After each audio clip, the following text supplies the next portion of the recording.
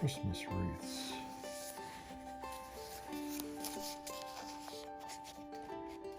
A Christmas memory circa 1927 shared by Dr. Norman Vincent Peale. It was Christmas Eve in Brooklyn. I was feeling happy because things were going well with my church. As a young bachelor minister, I had just had a fine visit with some parishioners and was saying goodbye to them on their porch.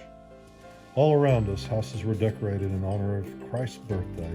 Suddenly, a pair of wreaths on the house across the street caught my eye. One had a traditional red bow, bright and gay.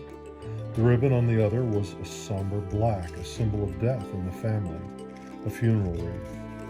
Something about that unexpected juxtaposition of joy and sorrow made a strange impression on me. I asked my host about it. He said that a young couple with small children lived in the house, but he did not know them. They were new in the neighborhood. I said goodnight and walked down the street. Before I had gone far, something made me turn back. I didn't know those people either. However, it was Christmas Eve, and if there was joy or suffering to be shared, my calling was to share it. Hesitantly, I went up to the door, rang the bell. The tall young man opened the door. I told him that I was a minister whose church was in the neighborhood. I had seen the wreaths, I said, and wanted to offer my sympathy. "Come in," he said quietly. The house seemed very still. In the living room, a coal fire was burning.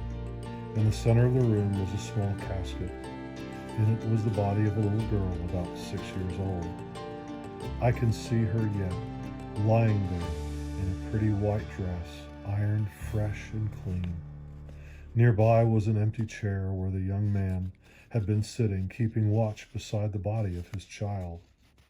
I was so moved that I could barely speak. What a Christmas Eve, I thought. Alone in a new neighborhood, no friends or relatives, a crushing loss. The young man seemed to read my thoughts. "It's all right," he said, as if he were reassuring me. "She's with the Lord, you know." His wife, he said, was upstairs with their 2 smaller children. He took me to meet her. The young mother was reading to 2 small boys. She had a lovely face, sad yet serene, and suddenly I knew why this little family had been able to hang 2 wreaths on the door, one signifying life, the other death. They had been able to do it because they knew it was all one process, all part of God's wonderful and merciful and perfect plan for all of us. They had heard the great promise that underlies Christmas, "Because I live, ye shall live also." They had heard it and they believed it. That's why they could move forward together with love and dignity, courage and acceptance.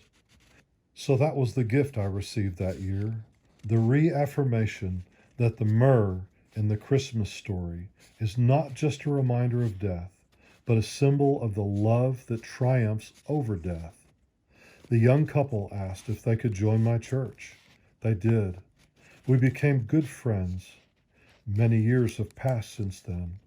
Not one has gone by without a Christmas card from some member of that family expressing love and gratitude. I am the one who is grateful.